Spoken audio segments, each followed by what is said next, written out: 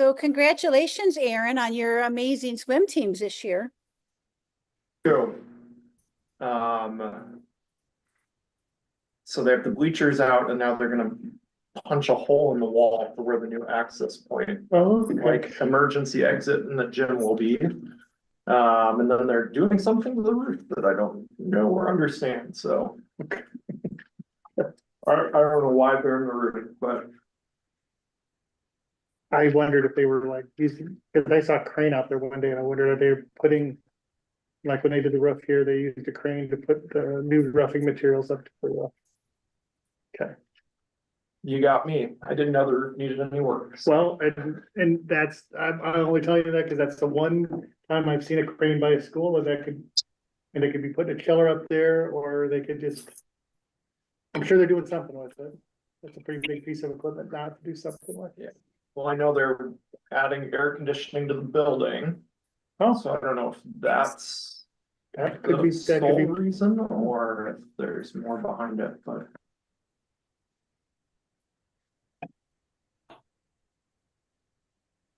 Ron's representing the University of Iowa. New basketball coach today. New coach, women's team, I didn't hear that. Who did they get? the Drake guy. Oh, The last three Drake coaches are all at Big Ten schools, so Mhm. Drake clearly is doing the right thing when they hire their. What's that? McDermott? No, not even McDermott. There's a guy up in Minnesota. Nico Medved at Minnesota and Darian DeVries at Indiana.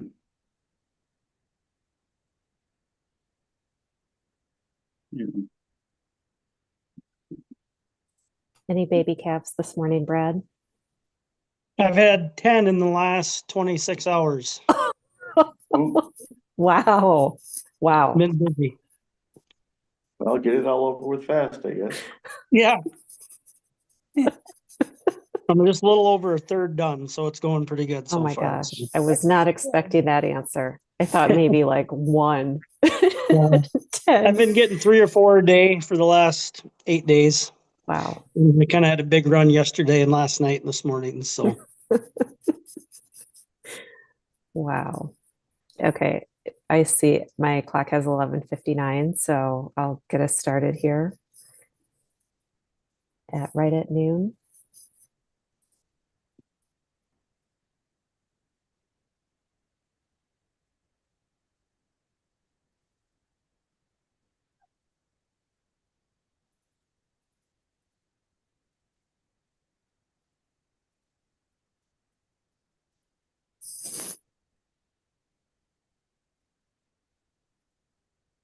Okay, good morning, everyone. Welcome to our special meeting. Today is Monday, March 24th. Please note that Directors Fadness and Zander are in person, and the rest of us, including myself and Director Sand and Director Darling, are all joining virtually. The first order of business today is our public hearing.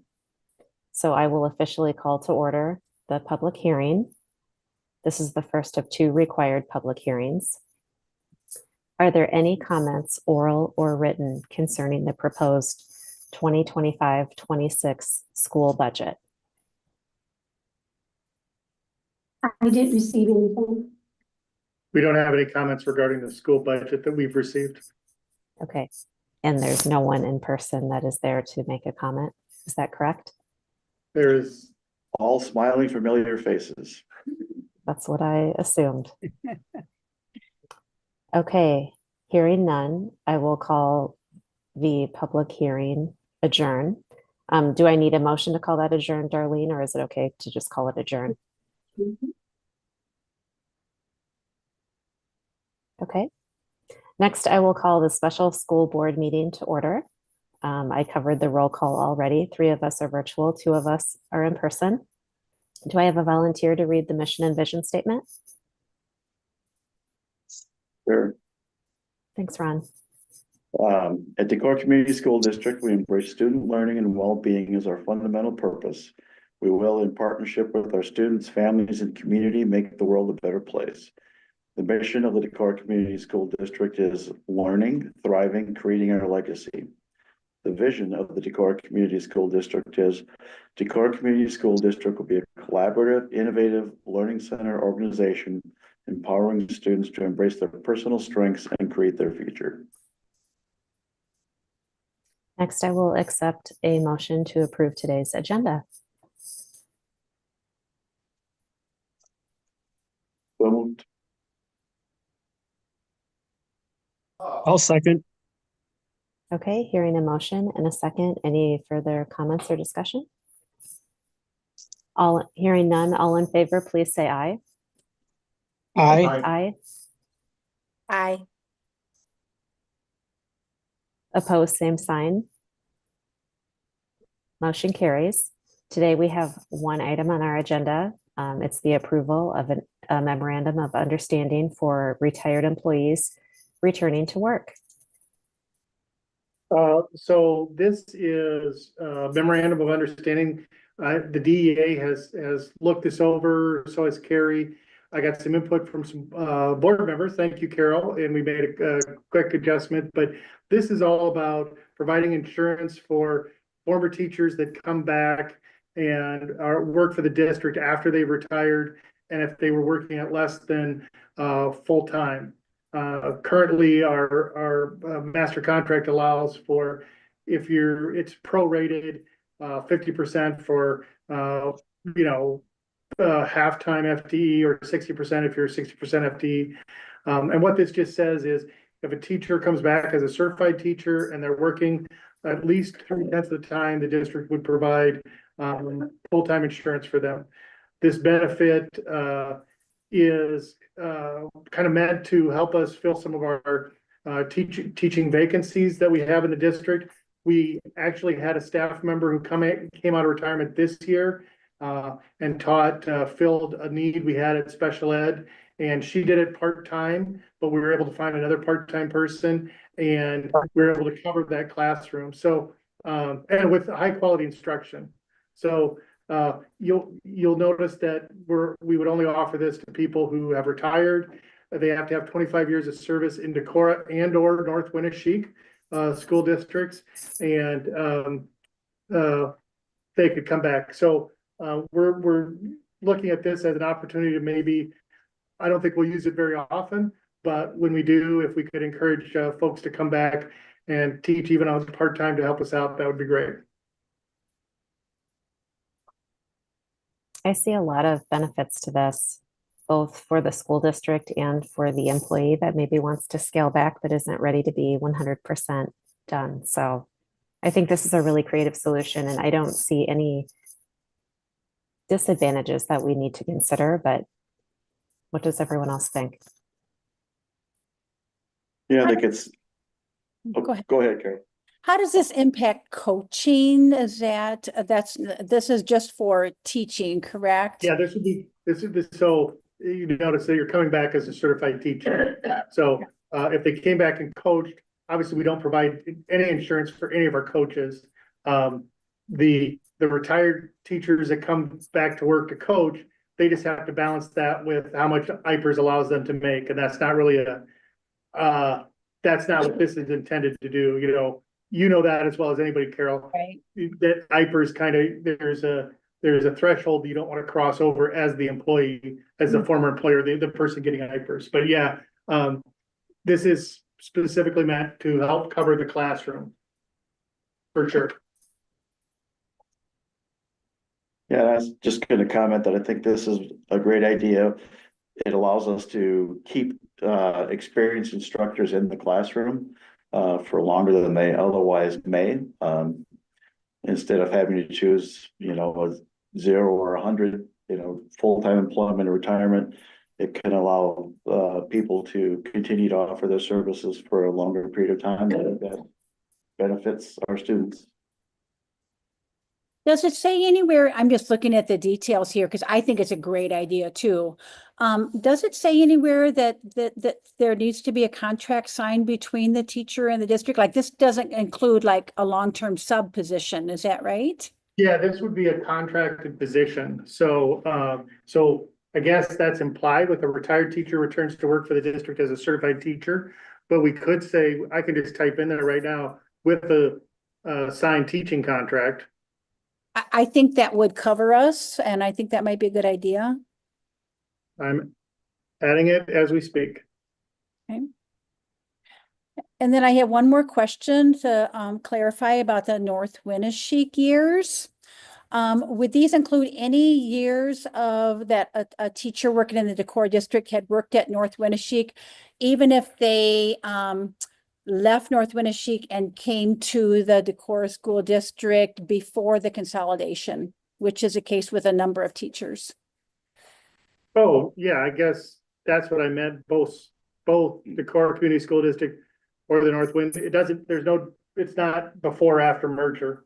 Okay, I just wanted to clarify that so that we're Yeah. have understanding. I think a verbiage change in there would make that clear to say, after the 25 years of service, changing the next part to say between Decorah Community School District or the North Winneshiek Community School District. Saying between would allow for. Yeah. One or the other or merge of the You'll say, two. maybe you just say in either. Mhm. Either one works for me. Either, not either, either. Thanks for that clarification, Ron. Yes. So I've got between should I change that to 25 years of service in either? Yes. Yes, Well, if you say in either, you're making it mutually exclusive. You're saying that you need 25 in this one or 25 in this one. It's not a. The Venn diagram wouldn't cross. get that guy an English teaching job at the high school. Jeez, you're good.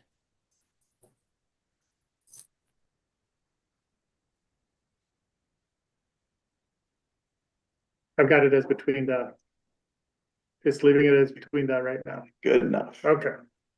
The question I have is how many current teachers would this affect? And how many, do we have any anticipated future expectations along the same lines? How many teachers that would have 25 years in Decorah and North Wind? I would say, I don't have that number memorized, or I don't have it, but I would say that there's a good possibility of 25 staff members that would apply to. We don't know. Less than 25? I think so. I think less than 25. How many we anticipate? We won't know until we have postings. We just know that our posting pool is, thin. And one thing that when we talk to people, just casually, it's, well, I need to have my insurance paid. And so I can't tell you how many people will take advantage of this, or, again, we don't have to guarantee someone a job coming back, and usually we're hiring full-time people, so it could be a small group of people, but there may be a situation, the middle school got very creative this year to fill that special ed job, and it was a great solution, putting two people in that place to do that room, so to answer the second part of your question, how many people might take advantage of? I'd be surprised if we had more than 4 or 5, in the course of, understanding, of course, that the IPERS rollback rule is only good for, I think, 2 more years, through 26, 27, where you can earn 50,000. I'm thinking, obviously the government could extend it, but right now, part of this comes up is the teacher shortage, and Governor Reynolds did the thing where you can come back to work and earn up to $50,000 and not have any IPERS penalties. So it's kind of there's no guarantee that would continue. So in the case of the special education teacher at the moment, have they met 25 years? Yeah, she was over 25 years. Sure. I'm more curious how many people are currently in that type of position. So we've got the special ed teacher, but Oh, that are sharing a job position? not necessarily sharing, but how many are working in less than full-time capacity that would fall under this if we had enacted it 9 months ago. Yeah, well, so you have to retire and come back. Yep. You can't say, oh, I'm teaching full-time, I wanna teach half-time. So there would be, one person that would qualify. Cause one person has the certified contract, one person is considered a long-term sub because they don't have the right certification for that classroom. Sure. We anticipate that this may encourage a few more people in the future. That's why I say I don't think it'll ever be, this year would have been one, next year, we've got a few openings that are still unfilled. Could be a little bit more next year, but I don't ever imagine it being over 5 or 6.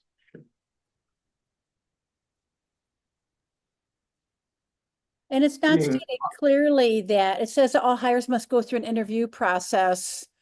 Are we required or expected or would plan to post the job either internally and or externally for these positions?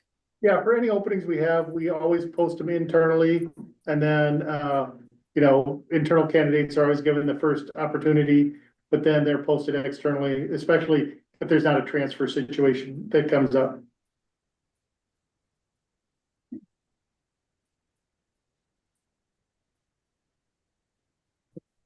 Good questions. What else? Not knowing all the details about insurance within the district, how does insurance function for an employee? Is it that the district provides it all? Is it 80-20? District provides single insurance to all teachers. And that used to be about $8,088, but with our new rates, it's maybe 80, is it 80?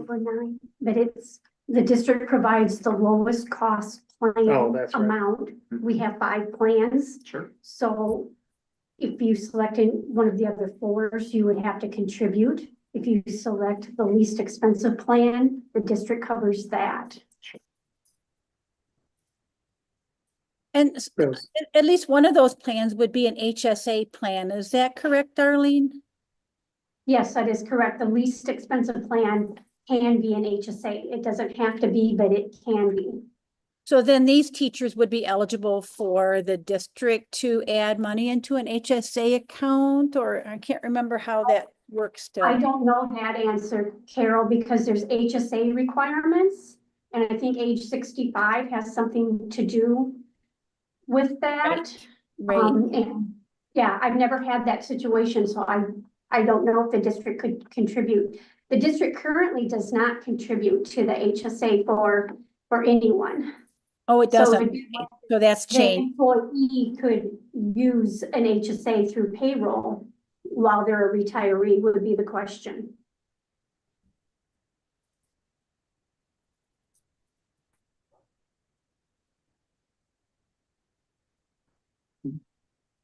Well, I think we have a consensus and support, so I'll make a motion that we approve the MOU for retired employees returning to work. Do we need to, oh, Thank you. We'll wait. I'll second. Okay, there's been a motion and a second. Any further comments? Then I do have a discussion. Do we need to go back to the DEA and have this approved by them with the changes? Yes.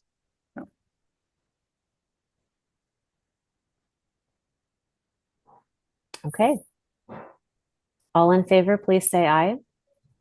Aye. Aye. Opposed, same sign. Motion carries. And we are at the end of our agenda, so I will call the meeting adjourned. Thank you, everyone.